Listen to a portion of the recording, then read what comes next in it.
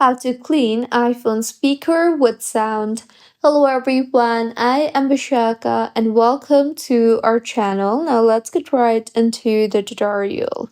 The first fix is simply increase the volume to its maximum and place the iPhone speaker facing downwards.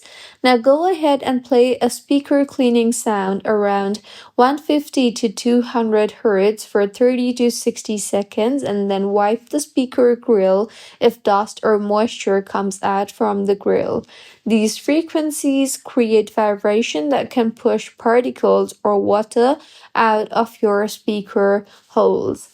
The next method is simply open your preferred browser and then visit a speaker cleaner tool site. You can simply search for speaker cleaner sound and then go ahead and tap on any of the available options. Further, tap on the start or play sound option you see there and make sure to keep your volume at 100%. Now let the sound play for 1 to 2 minutes. Many people use this tool after their phone gets slightly wet. And if you simply want to clean your speaker grill without sound, then you can use a soft brush or toothbrush and then gently clean the speaker grill and then play the cleaning sound again, and this will remove both dust and moisture. Make sure not to insert pins or metal objects into the speaker and make sure not to use high heat such as hair dryer.